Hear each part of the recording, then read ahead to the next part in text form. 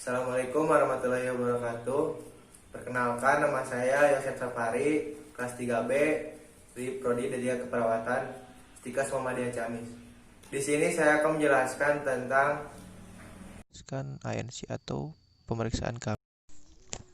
Yang pertama, penimbangan berat badan, yaitu mengetahui monitoring pertumbuhan dan perkembangan janin. Yang kedua yaitu ukur tekanan darah agar tidak terjadi eksklamasi. Yang ketiga, ukur lengan atas yang gunanya untuk menilai status gizi Anda agar tidak terjadi berat lahir rendah pada janin.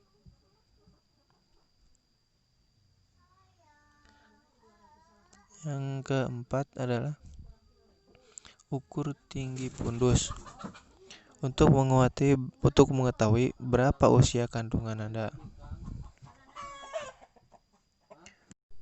Yang kelima, tentukan presentasi janin dan denyut nadi jantung untuk mengetahui adanya status kehidupan janin dan letak posisi janin dalam kandungan. Yang keenam, screening status tetanus dan pemberian imunisasi tetanus toksoid atau TT bila diperlukan untuk memberikan daya imunitas untuk memerangi tetanus saat persalinan. Yang ketujuh, pemberian tablet zat besi 90 tablet selama kehamilan untuk memberikan pembentukan darah dan terjadi anemia. Yang kedelapan, tes laboratorium hemoglobin dan urin. Ada atau tidaknya penyakit saat kehamilan. Yang sembilan yaitu tata laksana kasus.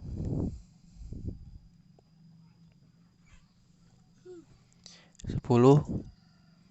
Konseling untuk menentukan persalinan dan pencegahan komplikasi atau P4K serta KB pasca kehamilan. Assalamualaikum warahmatullahi wabarakatuh. Saya Yosef Safari, kelas 3B. Di sini saya akan menjelaskan tentang perawatan perineum. Dan di sini ada alat dan bahannya, yaitu yang pertama kapas, betadin, pembalut, perlak, sarung tangan, celana dalam, selimut, bengkok, dan air.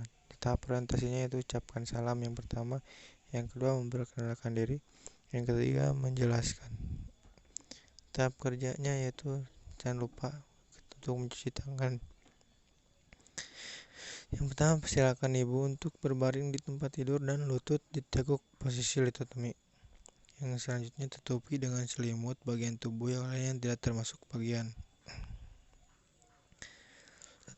Letakkan pengalis di bagian bawah kalian lalu bersihkan area perineum.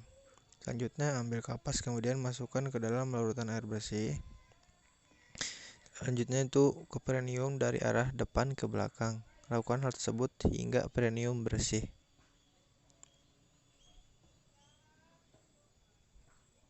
Kemudian pasangkan pembalut dan celana dalam. Assalamualaikum warahmatullahi wabarakatuh. Kelas 3B. Di sini saya akan menjelaskan tentang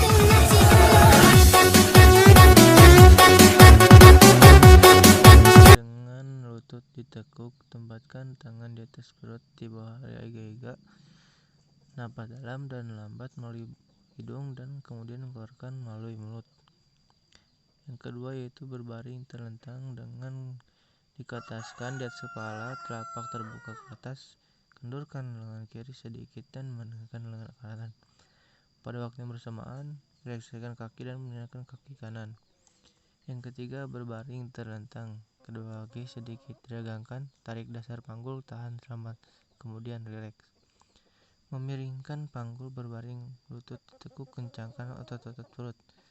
Selanjutnya otot bokong, tahan 3 detik, kemudian rilekskan.